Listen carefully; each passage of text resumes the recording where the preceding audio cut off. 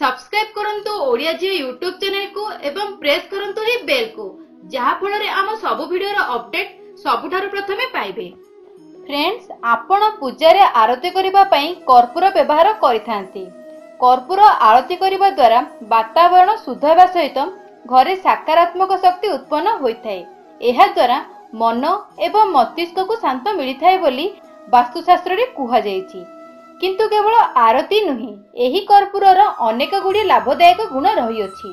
कर्पूरर औषधीय गुण मध्ये रहिअछि। एहाको व्यवहार करी आपण निज जीवन रे थिबा समस्या एवं वास्तु दोष को सबुदिन पई दूर करि परिबे। तेबे चलंतु फ्रेंड्स, कर्पूर किपरि आम जीवन को प्रभावित करिथाय ताहा विषय जानिबा। फ्रेंड्स, जदि आपण को धन प्राप्ति करिवार अछि सेतेबेले आपण को गोलाप फूल रे कर्पूर खंड रखंतु एवं संध्यारे से कर्पूर को जलाई माता दुर्गा पाखरे समर्पण करंतु। एही परि करिबा द्वारा आपण को अचानक धन प्राप्ति हेबो। एही कार्य को आपण अति कम रे 43 दिन पर्यंत कले लाभ आपण को अवश्य भाबरे मिलिबो। जदि आपण एही कार्य को नवरात्रि समय करूछंती तेबे अधिक सुफल मध्ये मिलिबो। जदि आपण कर्पूर द्वारा निज भाग्य बदलवा पई चाहुचंती सेतेबेले पानी रे कर्पूर तेलर किछि बुंदा पकाई स्नान करंतु। एहा आपण को सतेज करिबा सहित भाग्य परिवर्तन करिबारे मध्ये सहायता करिथाय। जदि आपण एथिरे किछि चामेली फूलर तेल पकाई स्नान करंती सेतेबेले आपणक जीवन रे थिबा राहु केतु एवं शनि दोष सबुदिन पई दूर होइजिवो। किंतु एही परि कार्य केवल आपण शनिवार दिन कले ही आपणक शुभ फल मिलिबो।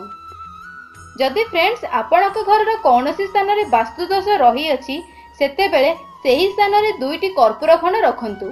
सेही दुईटी खंड वायु रे मिसी जिबा परे पुणी दुईटी कर्पूर खंड सेही स्थान रे ही रखंतु। एही परि भाबरे कर्पूर रखि चलंतु। एही परि कले आपणक घरे थिबा वास्तु दोष सबुदिन पई दूर होइजिवो।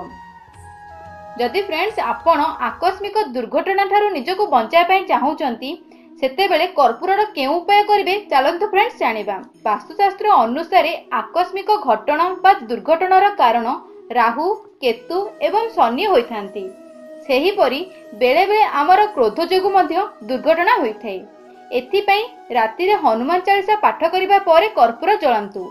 जेउ घरे प्रतिदिन सकाळे एवं संध्या रे कर्पूर जळा जायथाय सेही घरे आकस्मिक दुर्घटना घटी ही न थाए। राति रे सोइबा पूर्वरु कर्पूर जळाई सोइबा मध्ये लाभदायक अटे। वर्तमान फ्रेंड्स चलंतु जानिबा कर्पूर आमको किपरि धनवान करि पारे। एथिबे फ्रेंड्स राति रे रोसे सरिबा परे रूपा पात्र रे कर्पूर जळांतु। एही परि कार्य प्रतिदिन कले आपण को धन प्राप्ति हेबा सहित धनर अभाव रहिबो नाही।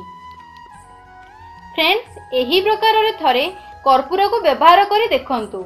देखिबे आपणक भाग्य निश्चय भाबरे बदली जिवो। आशा करूची फ्रेंड्स वीडियोटी आपणको पसंद होइतिबो। जदि पसंद आसे तेबे लाइक एवं शेयर निश्चय भाबरे करंतु। तासह वीडियो तले थिबा रेड कलर सब्सक्राइब बटन को क्लिक करी आम चैनल को सब्सक्राइब कर दियंतु। धन्यवाद फ्रेंड्स।